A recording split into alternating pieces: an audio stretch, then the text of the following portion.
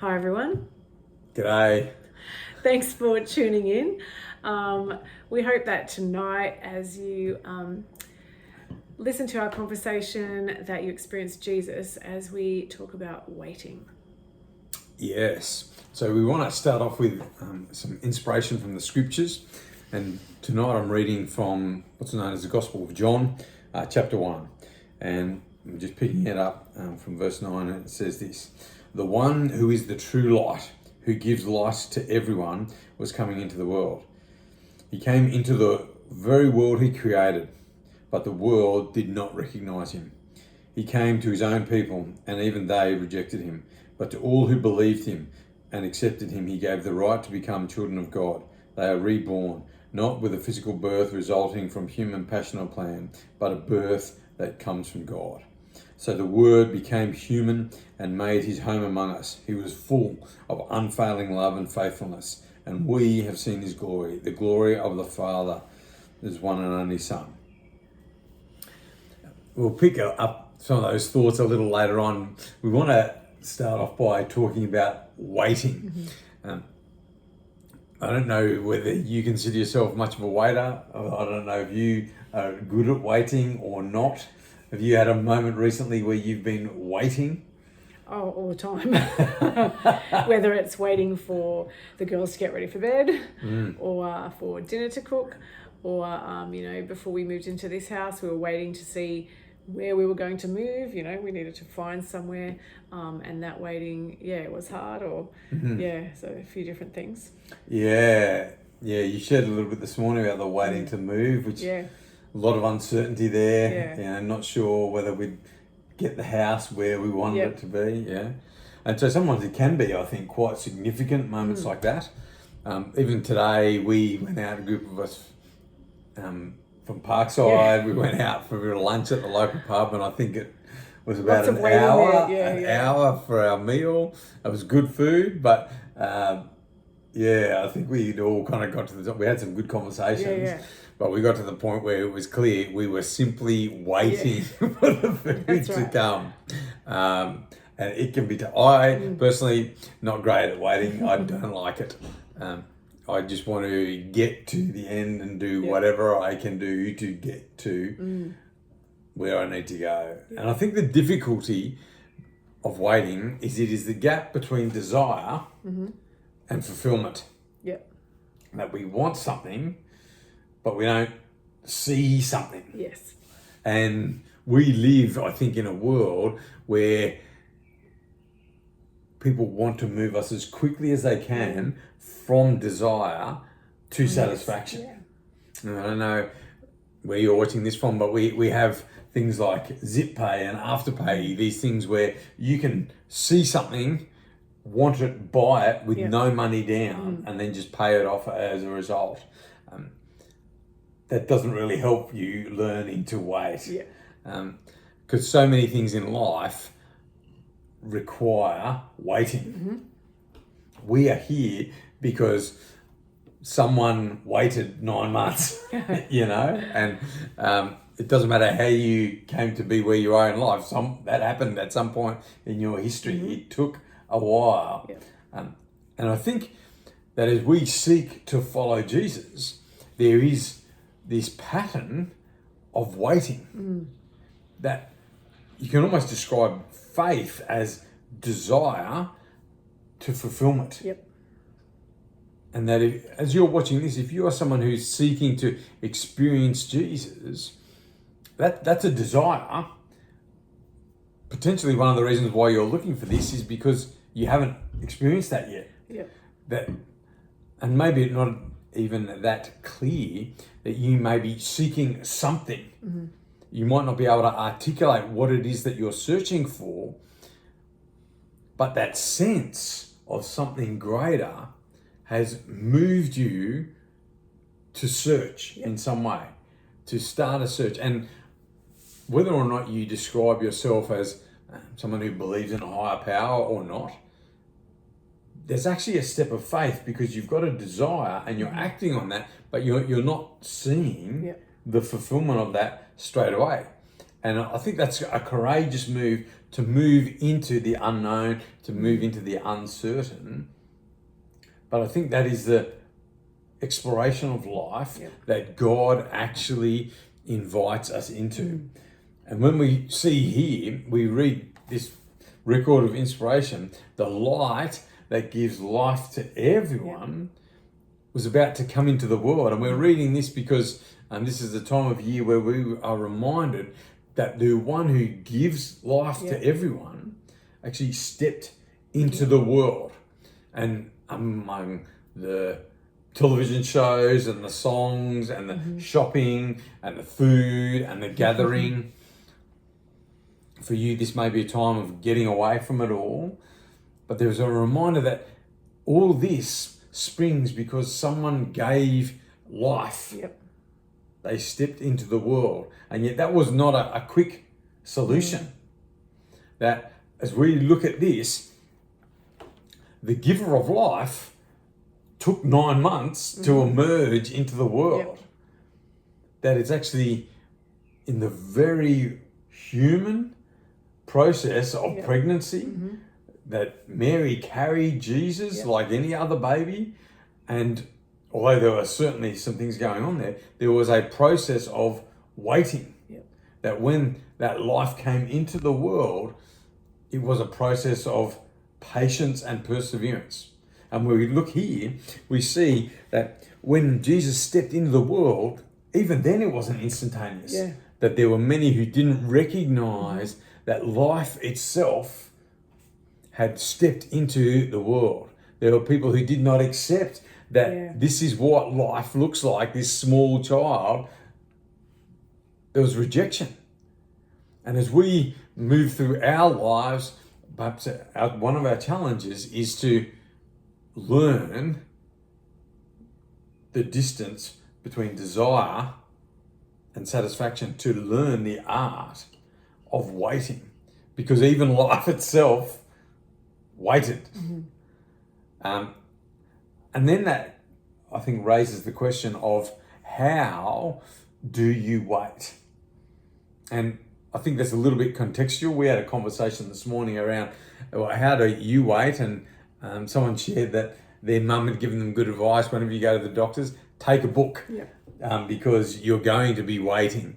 And so that's kind of like this waiting where we avoid the waiting. I'm going to do something else. And I think this is my preferred method of waiting, is I kind of avoid the idea of waiting and try and find something to do. What do you do when you're waiting? I don't know. Sometimes I just sit in the overwhelm of waiting. What do you mean by that? Well, maybe it's kind of just slinking away from everything and just focusing on the fact that I don't know, or I don't know what the outcome is, or I don't know when I'm going to have to stop waiting or whatever, and kind of do nothing. But at other times in the waiting, I know that there are things that I need to do, even if I don't know when the outcome will be. For example, we were needing to find somewhere to live. I didn't know when that was going to be, but I knew I needed to do something because we were going to have to move. So I started to pack boxes and do those sorts of things. So sometimes waiting, I can be active in it, but depending on what it is, then in the waiting, it's like there's too much overwhelm. So I just sit in that and don't really do anything. Yeah. And perhaps as you're watching this, that's how do you wait? Are you someone who, like our friend this morning, carries a book? I'm just going to find something to do in the meanwhile. Maybe you're a bit like me, you're a tapper, you just come on, tap the finger, hurry up. And maybe you're confronted with an overwhelming situation and you stop. And yet what we see here is that the waiting that we are called into is not a passive waiting. No. It's not a waiting that avoids, but it's a waiting that recognizes that life is already unfolding. That when we look at this higher power that we see here, that the higher power is actually already at work.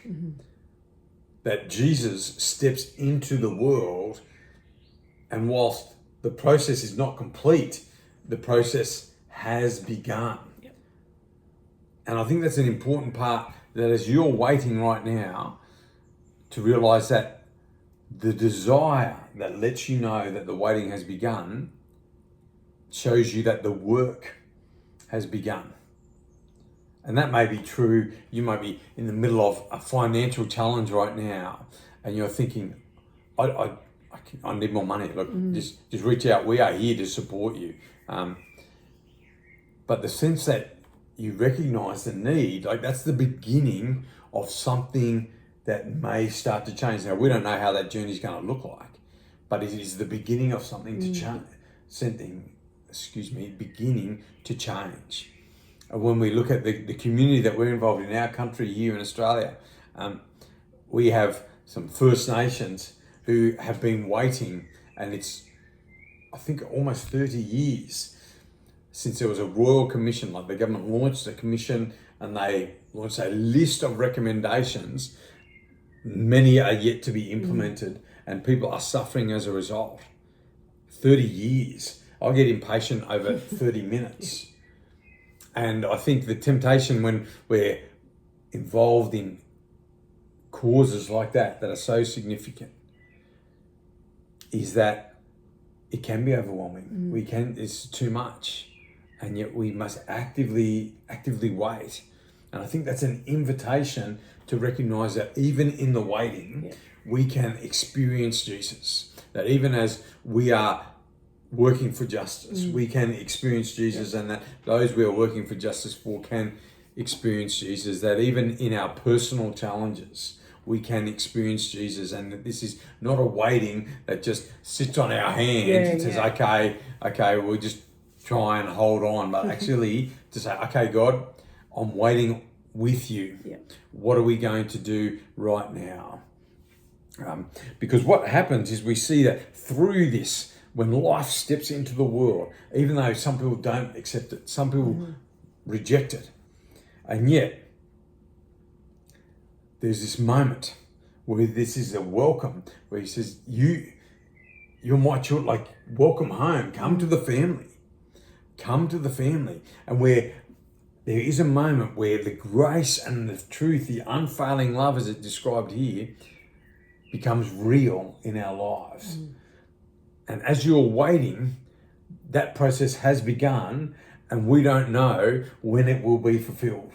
We don't know when you will encounter that. And it's a beautiful moment. Like if we come back to your situation with the house, like how do you feel when you found a possibility of a home? Oh yeah, it feels good. Like there is a weight that is lifted, even though then sometimes when there is that, the waiting is over and you have found something there, then there's a different work that begins. But there is still a weight that's lifted. A bit of excitement. Yeah. And when we are in the middle of a difficult situation, waiting can feel like a burden. It can feel like overwhelm. And if you are in that moment right now, I encourage you, just hold on. I want to encourage you with these words that, the scriptures actually tell us that God has not forgotten his promises. That God is not letting anyone go, but matter of fact, God is waiting so that the maximum number of people can see the world differently. So the maximum number of people get to experience his love and power. And though for us it might seem like 1,000 years, that in terms of the unfolding of eternity, that it is just like a day. It is like a day. And there will be a moment where you experience the love and the power of Jesus. And in this season, you may be waiting for many different things, but I want to invite you to wait with Jesus. I want you to invite you to wait alert and active, not passively, but to look to God and say, God, I'm with you. I want to experience you. I want to see this happen. I want to see your kingdom come in this world. I want to see your life start to overflow into my life. And if that's a decision that you're ready to make as you watch this, then we invite you just to take a simple step of faith, to pray a simple prayer that says, Jesus, I give you my life, give me your life. And in that moment, you will begin to experience some of this unfailing love and truth that we've talked about, that you will begin to recognize the work of God in your life and around your life. And if that's a decision that you want to make, then pray with us right now. Jesus, I give you my life. Give me your life. Jesus, I give you my life.